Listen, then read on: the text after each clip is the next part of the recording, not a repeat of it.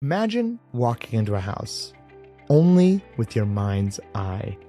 Try to visualize the spaces you're in. You'll have to rely only on your imagination. We are Latinitas Animi Causa, where Latin comes alive, and this is Rem Tene. Incipiamus. Bene, sed sat nugarum ad rem. Salvete sodales. Haec series est Rem Tene. Es series sermonum latinorum ad linguam latinam discendam. Mihi nomen est Andreas, et hodie vobis domum meam describere velim. I'd like to describe to you all my home.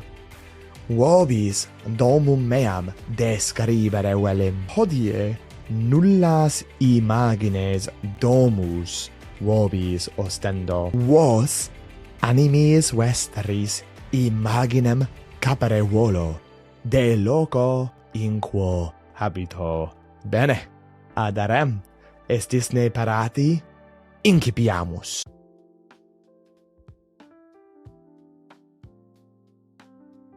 Cum intras domum meam, si te dextrosum, to the right words, dextrosum vertis, machinas vestium lavandarum vides. Si te sinistrosum, to the left words, sinistrosum vertis, culinam, the kitchen, culinam nostram vides. Culinam non maximam, sed satis magnam habemus. In culina nostra coquere nos multum delectat. Adversus ad culinam, facing the kitchen, opposite to the kitchen, adversus ad culinam vides locum secretum, the bathroom, literally the separated place.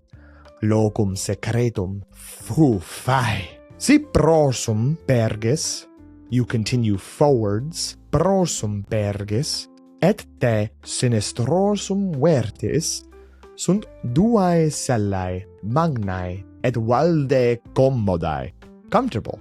Commodae. Ibi cum amicis loquimur, caffeam bibimus, et libros legimus. Ante cellas est magnum spatium. In hoc spatio interdum est mensa ad quam cenamus. Haec mensa apparari, to be set up, apparari, et abdi, to be taken down, to be hidden away, abdi potest. Sunt duae quoque fenestrae bone cellas, behind the chairs, bone cellas, perquas lux solis domum illustrat, lightens up, brightens up, illustrat. Si te vertis dextrosum excederam, the living room, a place for discussion, excederam vides. Hac in excedera est sponda, couch, sponda magna, et commoda, e corio, leather, corio facta. Adversus ad spondam est televisio magna. Nos enim multum delectat pelliculas et alia spectacula spectare. In excedera etiam est clavicordium electronicum, et sunt citharae. Nos enim omnes instrumentis canendis delectamur. Si prosum perges, quatuor armaria cum pegmatibus, bookshelves, armaria cum pegmatibus vides.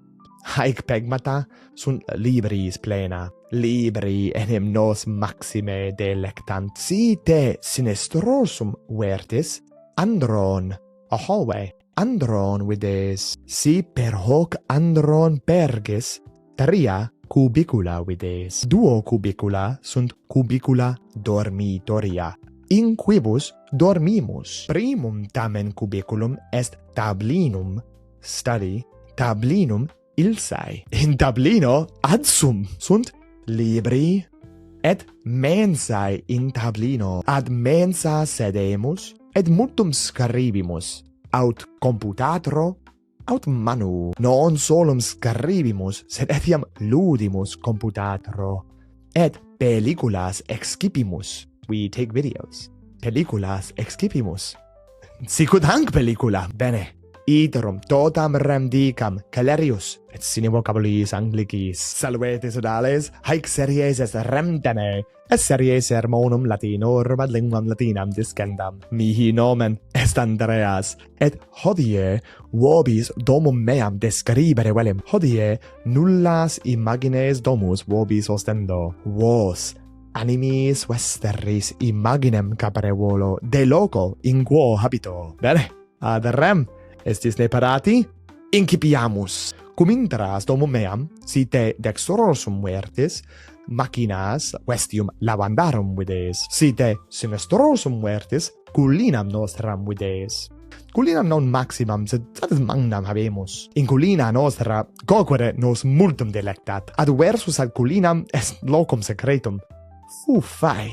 Si prosum perges et te sinistrosum vertis sunt duae cellae magnae et valde commodae. Ibi cum amicis loquimur, cafeam bibimus et libros legimus. Ante cellas est magnum spatium. In hoc spatio interdum mensam habemus ad quam cenamus. Haec mensa apparari et abdi potest. Sunt duae quoque fenestrae pones cellas per quas lux soles domum illustrat. Si te vertis dextrosum, excederam videis. Hac in excedera est sponda magna et commoda, et corio facta. Ad versus ad spondam est televisio magna. Nos enem multum dilecta pelliculas et alia spectacula spectare.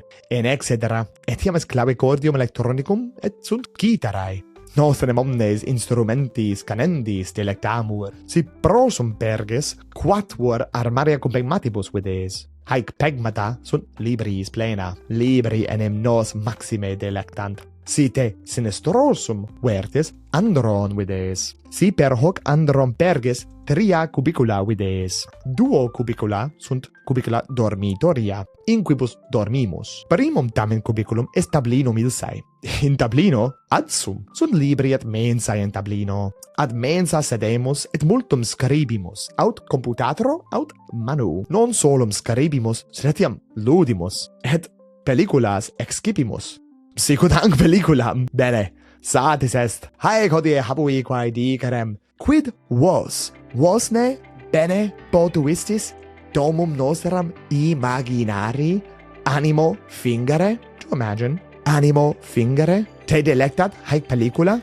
Nobis subscribite infra. Et nobis scribere potestis. Aut infra inter commentarios, aut apud situm nostrum habesnelac.com linea inclinans contact.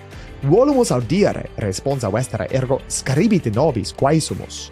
Gratias vobis agimus quod nos loquentes auditis, et ut semper quam maximas gratias agimus patronis nostris. Si vultis fieri patroni nostri, ite ad ligamen quod infra espositum est res optima. Speramus fore ut hoc episodio vobis placuerit. Curate ut in proximum aleates. Et mementote sodales. Rem tenete, verba sequentur.